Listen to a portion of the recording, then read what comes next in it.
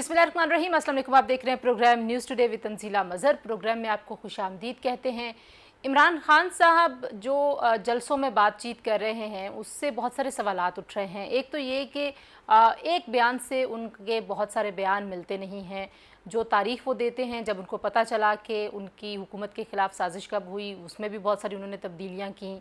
फिर मुनर्रफ अराकीन के ख़िलाफ़ कंसिस्टेंटली अपने जलसों में वो इश्ताल अंगेज़ी की बात कर रहे हैं।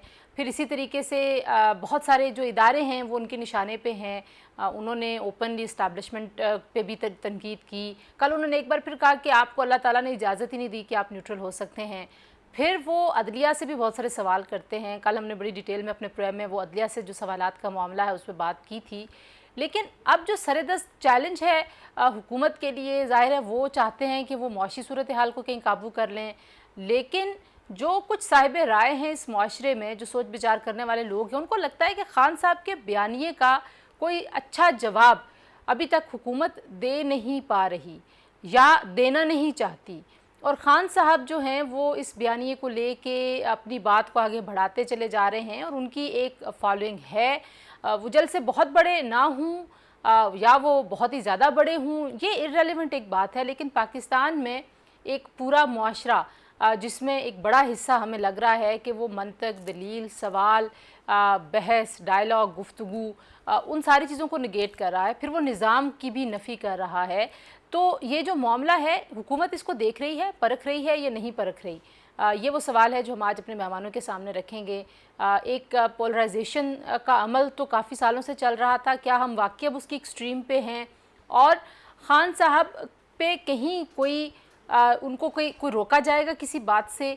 क्योंकि हमने देखा था कि नवाज़ शरीफ साहब ने जब इस्टेब्लिशमेंट की बात की, जब बाजवा का उन्होंने नाम लिया तो फिर उनके ऊपर पाबंदी लग गई। लेकिन ख़ान साहब जो हैं वो अपने लिए एक ऐसी राय हमवार कर चुके हैं अपनी फ़ैन फॉलोइंग में और उसके अलावा भी, और वो कह रहे हैं कि मैं एक अवाम का समंदर लेके इस्लामाबाद आ रहा हूँ। हम आज इसी जो ये तकसीम है जिससे बहुत सारे लोग डर रहे हैं और कह रहे हैं कि पाकिस्तान में पहले ऐसे कभी नहीं हुआ, तो हम इस पे बात करेंगे। जी, मेरे साथ पाकिस्तान के बहुत ही एमिनेंट लोग मौजूद हैं। हमारे साथ मौजूद हैं रिनाउंड सहाफ़ी पाकिस्तान की नसीम ज़हरा साहिबा, हमारे साथ मौजूद हैं पाकिस्तान के एक और मारूफ सहाफ़ी तजियाकार मुर्तज़ा सुलंगी साहब, हमारे साथ मौजूद हैं सीनियर तजियाकार ज़ैगुम खान साहब। तीनों मेहमानों का बहुत शुक्रिया जी। मुर्तज़ा सुलंगी साहब, जो बहुत सारे लोग सोचते हैं वो ये सोचते हैं कि भाई ये एक बात से दूसरी बात मेल नहीं खाती, लेकिन फिर भी ये दिलों में उतर रही है। लगता है ऐसे है कि जो फॉलोइंग है उनकी या सोशल मीडिया पे जो शोर शराबा है वो बहुत ज़्यादा बढ़ रहा है। तो आप इसको कैसे देखते हैं? आज सईद गनी साहब कह रहे थे कि मैं जो इस तरह की तकलीद करने वाले लोग हैं, मैं उनको सियासी वर्कर नहीं समझता। इसमें तो कोई शक नहीं है कि जो इमरान खान की जो जमात है उसमें लोगों का एक बड़ा हल्का है, एक बड़ी तादाद है जो उनके फ़ैन हैं। तो पार्टी का एक बड़ा हिस्सा जो है वो उनकी फ़ैन क्लब है। ये वो फ़ैन क्लब है जो कि उनके क्रिकेट के ज़माने से है। उसके बाद फिर जो उनके चैरिटी के जो काम थे, खैराती जो काम थे, उस हवाले से भी उनकी एक फ़ैन फॉलोइंग है। और फिर उन्होंने और जो कुछ किए हैं जी, वो कपड़े कौन से पहनते हैं, वो तस्बीह कौन सी हाथ में लेते हैं, वो जलसा गाह में स्टेज पे नमाज अदा करते हैं, तो वो और क्या करते हैं, तो वो भी एक फ़ैन क्लब उनकी अपने तौर पर मौजूद है। वो लोग जो कि तब्दीली का नारा लेके समाजी तब्दीली और वगैरह वगैरह आए थे, उनको तो वक्त गुजरने के साथ साथ इमरान खान ने उस इंजन की तरह से उन बोगीज़ को पीछे छोड़ दिया है, मुख्तलिफ स्टेशंस पे वो खड़ी हैं। तो इसमें तो कोई शक नहीं है। अब ये दुरुस्त बात है कि बात बदलने और ट्रक की बत्तियां बनाने मुख्तलिफ वक्तों पे, उसमें खान साहब ने एक महारत हासिल की है। अब आप ये देखें कि 10 अप्रैल और उसके बाद और उससे पहले वो क्या कहते थे और 10 अप्रैल के बाद वो क्या कह रहे हैं। इस वक्त इन्होंने उनका जो टारगेट है, हदफ है, जो बयानिए की जंग है, जिसके बारे में ज़ैगम खान आपको ज़्यादा بہتر طریقے سے بتا سکیں گے، وہ ان کی مہارت ہے اس میں۔ تو اس بیانیے کی جو لڑائی ہے اس میں اب ان کا ہدف یہ ہے کہ 4 سال میں پاکستان کی عوام کے ساتھ جو کچھ ہوا ہے اس کو ٹیبل سے ہٹا دیں، اس پہ کوئی بات نہ ہو، اس پہ بات نہ ہو کہ 50 لاکھ لوگ ان کے دور میں بے روزگار ہوئے، 2 کروڑ لوگ خط غربت سے نیچے گئے، خارجہ پالیسی میں مسلسل ناکامیاں اور شکستیں اور نااہلی، اس کے متعدد جو ثبوت ہیں اس پر کوئی بات نہ کرے، گورننس فیلئر پہ کوئی بات نہ کرے، وسیم اکرم پلس جو لاہور میں تھا اس پہ کوئی بات نہ کرے، پشاور میں جو وسیم اکرم پلس 2 جو لگایا تھا اس پہ کوئی بات نہ کرے۔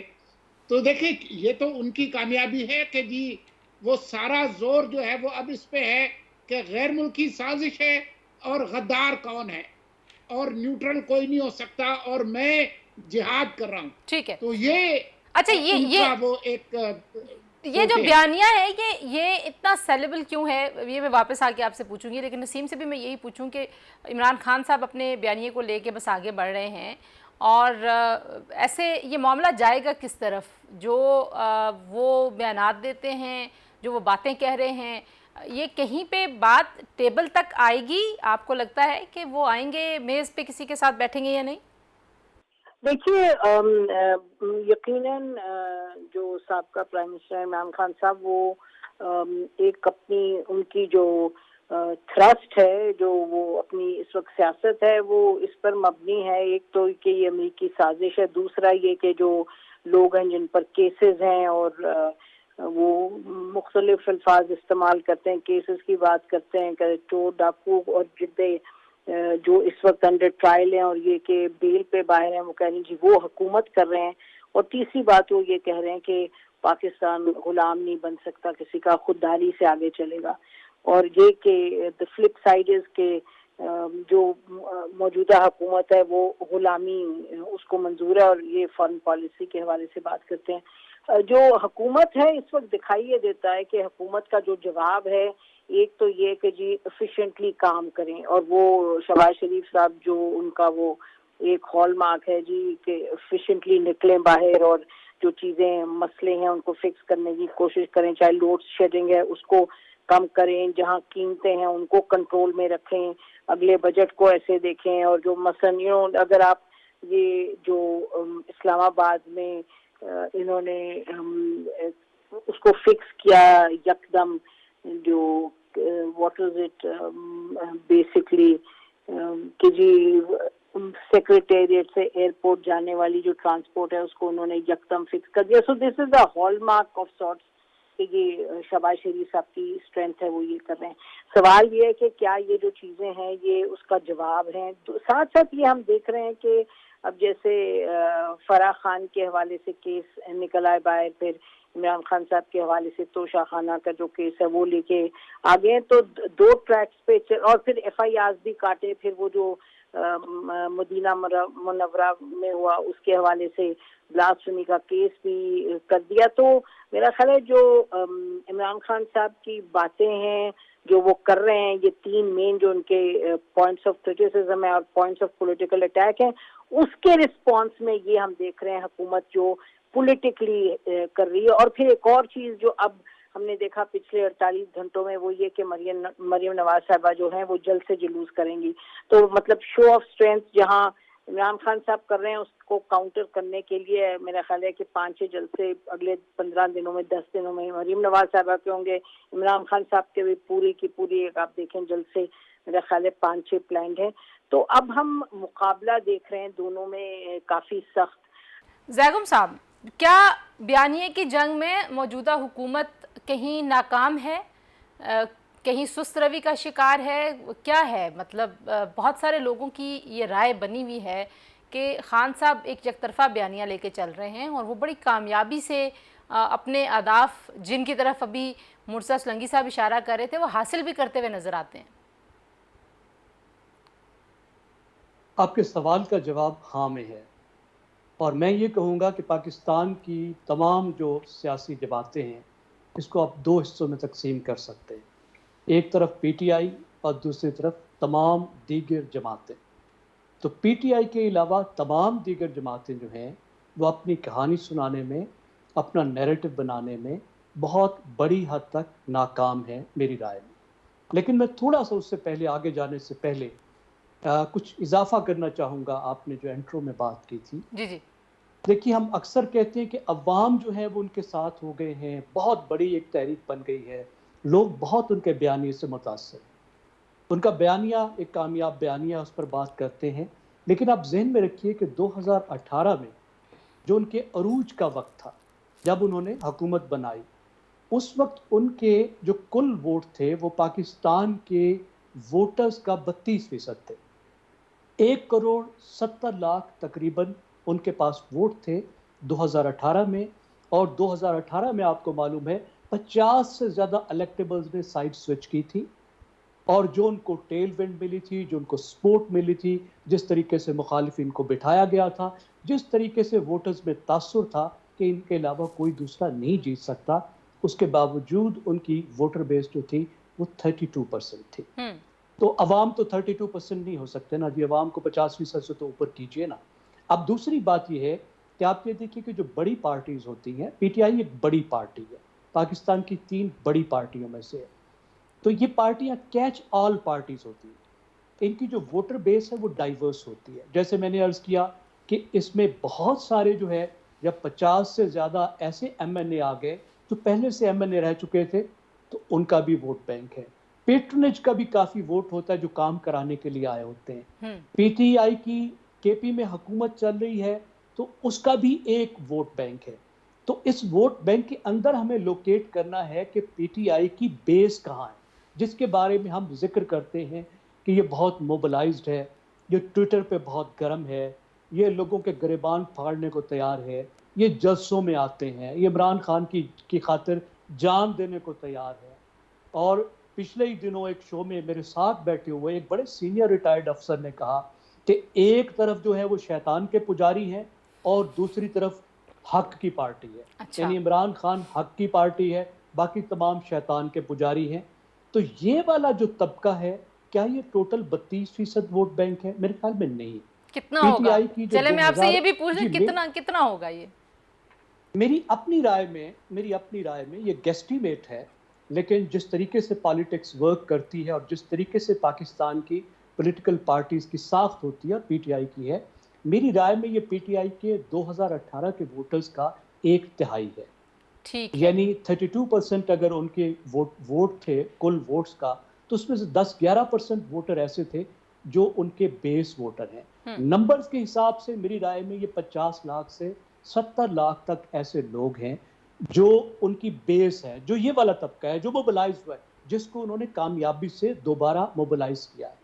یہ بہت بڑی تعداد ہے. 50 لاکھ لوگ پاکستان میں اگر پولیٹیکلی موبلائز ہو جائیں تو ظاہر ہے آپ کو سٹریٹ پہ بڑی گرمی نظر آتی ہے، آپ کو لگتا ہے کہ قیامت آنے والی ہے. یہاں تو 30,000 کا جلسہ جب آپ دکھاتے ہیں تو آپ کہتے ہیں بس جی لوگ گیا پاکستان. یہاں تو 10,000 میں ذرا سلنگی صاحب سے بھی پوچھ لوں. بیٹھتے ہیں. جی میں سلنگی صاحب سے پوچھ لوں، آپ جو ظاہر ہے آپ ایک ہمیشہ آپ ڈیٹا انالیسس کرنا آپ کا ایک فن بھی ہے.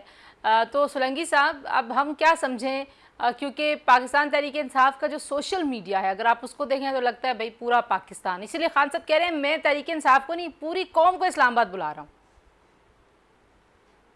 دیکھیں میں زیغم خان کا جو تجزیہ ہے اس سے بڑی حد تک متفق ہوں. میں نمبرز میں نہیں جاتا کیونکہ آج الیکشنز نہیں ہو رہے، چاہے خان صاحب کی یہ خواہش ہو، لیکن آج الیکشنز نہیں ہو رہے. الیکشنز وہ کرا سکتے تھے، لیکن جب ان کے پاس یہ اختیار تھا انہوں نے یہ اختیار استعمال نہیں کیا. اس وقت وہ کہتے تھے کہ اس کو تو چھوڑ دیں، یہ تو پوری کرے گی مدت، اگلے 5 سال بھی ہمارے ہیں، آپ ہیں کس چکر میں. تو زمین پاؤں سے کے نیچے سے کیسے نکلتی ہے وہ میرے خیال میں اب انہوں نے دیکھ لیا ہے. تو اب انہوں نے اپنے بیس کو گرمایا ضرور ہے، لیکن بات یہ ہے کہ آپ یہ دیکھیں گے کہ جس وقت الیکشن ہوں گے اس وقت کیا ماحول ہوگا. ہمیں نہیں معلوم کہ کب الیکشن ہوں گے، کیونکہ حکومت کی جو خواہش ہے اور جو کوشش ہے وہ یہ ہے کہ ملک میں ایک ساتھ الیکشنز ہوں پورے ملک میں. اچھا. اور وہ تو ہوگا اس وقت جب پارلیمان اپنی مدت پوری کرے، صحیح. جو کہ اگست سپٹمبر 2023 کے بعد ہی ممکن ہے. اس کے بعد 2 مہینے کی کیئر ٹیکر حکومت ہوگی. تو آپ سمجھیں کہ 2023 کے آخر میں اب یہ ایک چیلنج ہے اس حکومت کے لیے کہ اس نے عمران خان کا جو بیانیہ ہے اس کا توڑ بھی نکالنا ہے. کوئی بہت زیادہ انتقامی سیاست بھی نہیں کرنی ہے، لیکن قانون اپنا راستہ لے. جو بڑے الزامات ہیں عمران خان کے خلاف ان اس کے پر بالکل تحقیق اور تفتیش ہونی چاہیے، بشمول فارن فنڈنگ کیس اور فرا گوگی اور وغیرہ وغیرہ. تو ٹھیک ہے. اگر اس عرصے میں وہ اکانومی کو اسٹیبلائز کر لیتے ہیں، گورننس بہتر کر لیتے ہیں، فارن پالیسی چیلنجز کو میٹ کر لیتے ہیں، تو ہم پھر اس وقت دیکھیں گے کہ 2023 کے آخر میں عوام کی جو اکثریت ہے، ہمارا جو نظام ہے first pass the post system کا، اس میں الیکٹیبلز اور عوام کس طرف جاتے ہیں. ٹھیک ہے، ایک بریک لے لوں میں. آپ تینوں نے کیونکہ پاکستان میں جو سیاسی تاریخ کے اتار چڑھاؤ ہیں وہ دیکھیں ہیں بڑے قریب سے، نشیب و فراز، اور وہ کیا انڈیکیٹ کرتے ہیں جو آج کے حالات ہیں؟ کیا یہ غیر معمولی ہیں؟ کیونکہ جو جتنی دہائیاں میں نے زندگی میں پاکستان کو دیکھا ہمیشہ ایک نازک دور سے گزر رہے تھے. بہرحال پھر بھی کچھ لوگوں کا خیال ہے کہ اتنی تقسیم کبھی نہیں تھی. اس پہ بات کرتے ہیں جی بریک کے بعد. ہمارے ساتھ رہیے.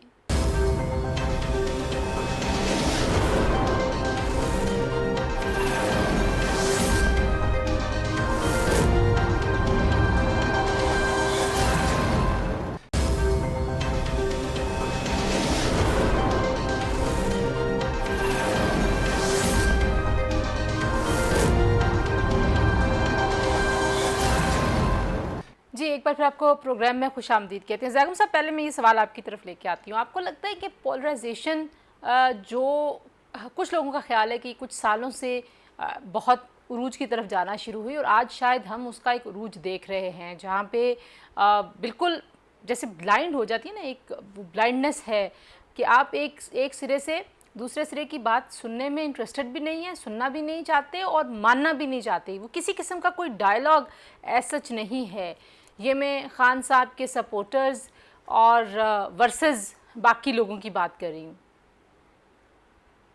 آپ بالکل ٹھیک کہہ رہی ہیں. دیکھیں، جمہوریت خود ایک ڈائلاگ کا پروسیس ہے نا. پارلیمنٹ میں کیا ہوتا ہے؟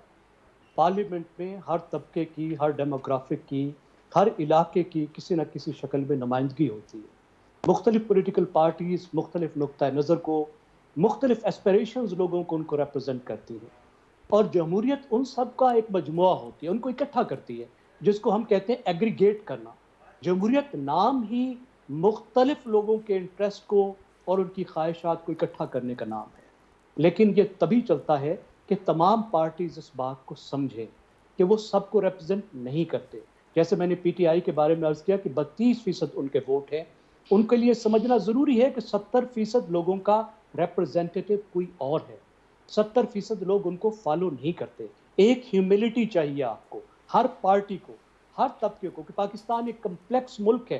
اگر یہاں مسلسل ڈائلاگ نہیں ہوگا پارلیمنٹ کے اندر، پارلیمنٹ سے باہر، مختلف جگہ پہ، اگر آپ احترام کے ساتھ اپنی بات نہیں کہیں گے، احترام کے ساتھ اپنی بات نہیں سنیں گے، اور پھر جہاں جھگڑا پیدا ہوگا وہاں عدلیہ انصاف کے ساتھ فیصلہ نہیں کرے گی اور ہم اس کو احترام کے ساتھ نہیں مانیں گے، تو پھر جھگڑا بڑھے گا. ٹھیک ہے، میں نسیم آپ سے بھی پوچھ لوں، آپ کو بھی لگتا ہے کہ جتنی پولرائزیشن آج ہے وہ اس سے پہلے کبھی نہیں تھی؟ اور پھر یہ معاملہ کہاں تک جانے والا ہے؟ کیا یہ بس ایسے ہی نفرت بڑھتی جائے گی، تقسیم بڑھتی جائے گی، یا کہیں پہ بات ہوگی اور خان صاحب اگری کریں گے کہ ہاں بات ہونی چاہیے؟ دیکھیے، جو یقیناً اس طرح کی پولرائزیشن پہلے کبھی نہیں ہوئی.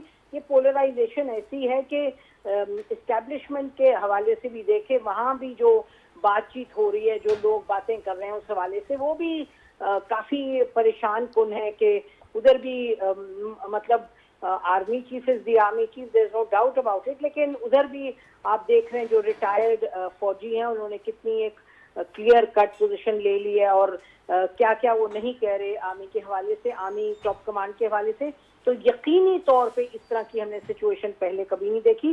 اور دیکھیے بات اس وقت सियासत की हो रही है, तो अगर हुकूमत कहेगी भी बात करें तो जो इमरान खान साहब बाहर निकल रहे हैं सड़क पर और जो उनको जिस तरीके से रिस्पॉन्स मिल रहा है वो उनका लेवरेज है, जो रिस्पॉन्स है वो उनका लेवरेज है, तो वो उस तरफ निकल पड़े हैं। अब क्या चीज़ है जो इमरान खान साहब को मेज़ पर लाएगी या उनकी पार्टी के लोगों को मेज़ पर लाए, मैं तो ये कभी देख ही नहीं सकती कि इमरान खान साहब बैठेंगे ऑपोजिशन लीडर्स के साथ, आउट ऑफ द क्वेश्चन। ये देखा हमने 3 साल भी नहीं बैठे, लेकिन हाँ, क्या वो इस हम नहज पे पहुंचेंगे, हम इस पॉइंट पे पहुंचेंगे जहाँ इमरान खान साहब कहेंगे कि जी ठीक है, मेरी टीम नेगोशिएट करती है गवर्नमेंट की टीम के साथ। लेकिन मुझे लगता है वो तो जो उन्होंने एक अपना बना लिया है वतीरा, जो उन्होंने अपनी पोजीशन एक ले ली है, वो ये है कि जी इलेक्शन पे बात करनी है तो आके बात करें, उसके अलावा केयर टेकर गवर्नमेंट बनाए, इलेक्शन पे बात करें और फिर आगे चलें।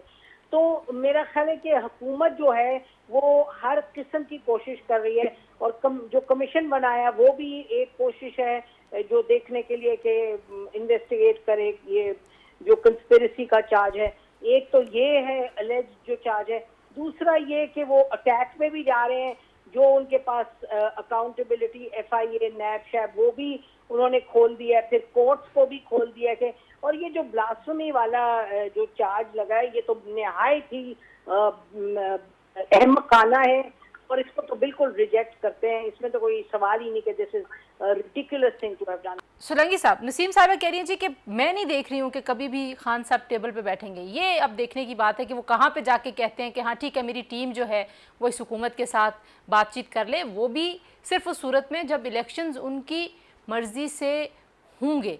तो पहले हमने देखा था 126 दिन का धरना था, वो चौधरी साहब वज़ीर दाखिला थे नून लीग के, चौधरी निसार, और ये सब कुछ उन्होंने कहने की इजाज़त दी। अब भी हमें लगता है कि खान साहब जो हैं उनको हर बात कहने की एक छूट है, उन पे पैमरा की कोई पाबंदी नहीं लग रही, उन पे किसी तरह का कोई उनको कहा नहीं जा रहा कि नहीं ये बात आप नहीं करेंगे। आपको भी सोलंकी साहब यही लग रहा है?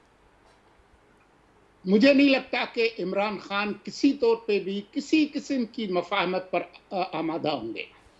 जो पिछले 4 साल में हमने उनका तर्ज अमल देखा है और इक़्तिदार से निकलने के बाद भी हमने देखा है, वो समझते हैं कि वो सुप्रीम कोर्ट और हाई कोर्ट्स भी खुद हैं, वो समझते हैं कि पार्लिमान भी वो खुद हैं, वो समझते हैं कि जमहूरियत भी वो खुद हैं, वो समझते हैं कि मुल्क की जो सिक्योरिटी के इदारे हैं वो मुकम्मल तौर पर उनकी ज़ाती जो ख्वाहिश है उसके पाबंद हैं, और अभी भी वो लोगों को अपने बेस को जो उम्मीद दे रहे हैं वो यही दे रहे हैं कि जो सिक्योरिटी इस्टेब्लिशमेंट है उसके अंदर बहुत बड़ी तादाद है जो कि मेरे हामियों की है, और वो अनकरीब इस आर्जी बहरान पर काबू पा लेंगे और फिर रावी चैन लिखेगा और उनकी जो ज़ाती ख्वाहिश और ज़ाती इक़्तिदार की जो ख्वाहिश है वो पूरी होगी, जिसमें एक मुकम्मल तौर पर एक ताबे निज़ाम एक वजूद में आ जाएगा, एक पार्टी का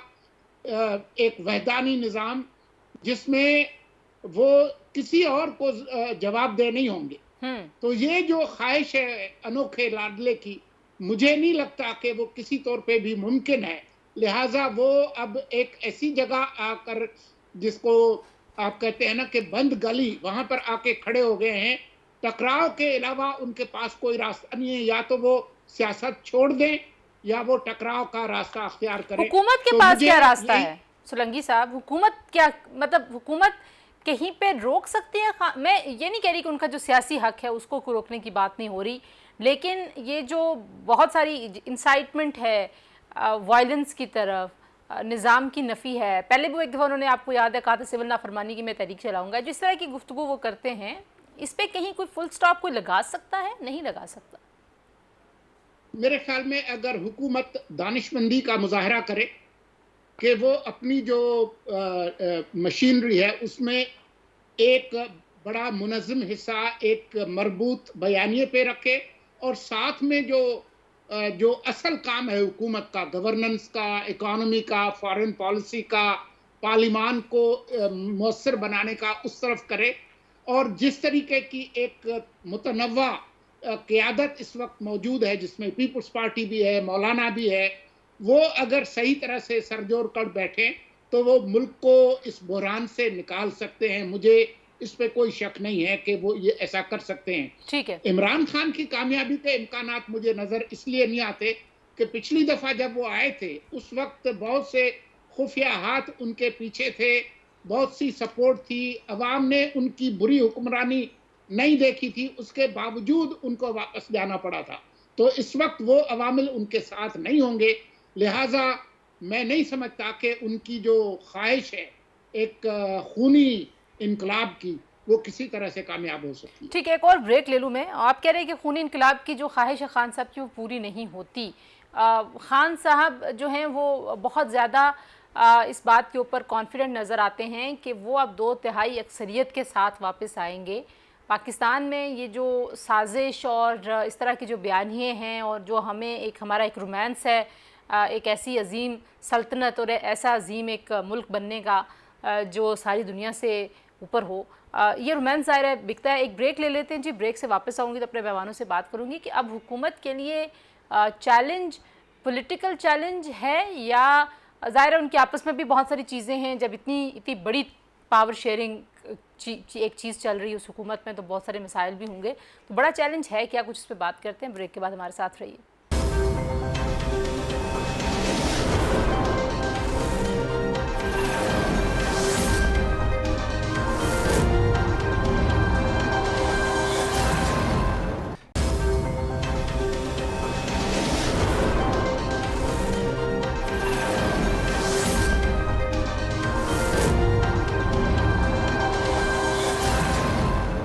جی, پروگرام میں ایک بار پھر آپ کو میں خوش آمدید کہتی ہوں. جی, پہلے میں نسیم سے پوچھ لوں. نسیم, آپ کے خیال میں پاکستان میں جو اس وقت حکومت ہے ان کے لیے زیادہ بڑا چیلنج ہے کیا؟ ہم بہت سارے کیسز کی بات سن رہے ہیں اور خان صاحب کیا ان سارے کیسز سے, چاہے وہ فرح گوگی کا کیس ہو, چاہے وہ توشہ خانہ کی بات ہو, فارن فنڈنگ کی بات ہو, پھر ہم نے کچھ FIRs دیکھیں جس کے اوپر خان صاحب نے اب باقاعدہ دھمکی دی ہے کہ جو FIR جس طریقے سے کاٹی جا رہی ہے جو کچھ ہوگا پھر اس کی ذمہ داری ان پہ ہوگی جو اس حکومت کو لے کے ہیں. آپ اس کو کیسے دیکھتی ہیں؟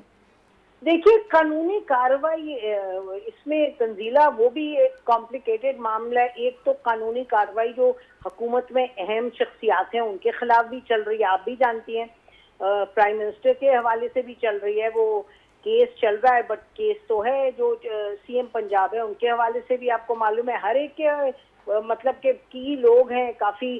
ایک اگر آپ دیکھیں کہ رانا ثناء اللہ کے حوالے سے ان سے زیادتی ہوں, لیکن اب یہ جس کے خلاف وہ کیس چلا تھا, جن کو پنڈی سے ان کے MNA تھے جن کو اب بنایا انہوں نے, حنیف عباسی جی حنیف عباسی صاحب, ان کے حوالے سے بھی آپ کو معلوم ہے کیس کورٹ میں چلا گیا کہ جی ان پہ چارج لگا تھا اور چارج وہ سسپینڈ ہو گیا لیکن ابھی کیس جاری ہے. تو میرا کہنے کا مقصد کہ یہ قانونی طور پہ اگر وہ کیس کی بات کرتے ہیں تو پھر عمران خان بھی کیس کی بات کرتے ہیں اور بہت کیسوں کی بات کرتے ہیں. تو یہ معاملہ بڑا پیچیدہ ہے گورنمنٹ کے لیے, اور یہ پہلے روز سے ہم کہہ رہے ہیں کہ اکنامک سچویشن کو ضرور کسی نہ کسی طریقے سے تھوڑا سنبھال پائیں گے, لیکن جو یہ پولیٹیکل چیلنج ہے میرا خیال ہے یہ مجھے بڑھتا ہوا ہی نظر آ رہا ہے. ٹھیک ہے, آپ کہہ رہی ہیں کہ زیادہ بڑا جو چیلنج ہے وہ پولیٹیکل چیلنج ہے.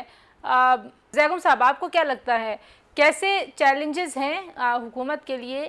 اور آپ کیونکہ ایگری کر چکے ہیں کہ بیانیے میں باقی ساری جماعتیں ناکام ہیں, مرزا سلنگی صاحب بار بار کہہ رہے ہیں کہ ایک مربوط بیانیے کی ضرورت ہے, اور یہاں پہ تو ہم مختلف سوچ مختلف نقطہ نظر کی جماعتوں کی ایک حکومت ہے, تو مربوط بیانیہ بنانا بھی ایک چیلنج ہے, اس کو پھر آگے پیش کرنا اور بڑھانا تو ظاہر بات کی بات ہے. تنزیلہ, کیونکہ آپ تمام مہمانوں سے پوچھ رہی ہیں کہ وہ پاکستان کے چیلنجز کو پرائرٹائز کریں, اور اگر آپ کا میرے سے بھی یہ سوال ہے تو میرے خیال میں پاکستان کا اس وقت نمبر 1 چیلنج صرف حکومت کا نہیں, پاکستان کا, وہ پاکستان کی معیشت ہے.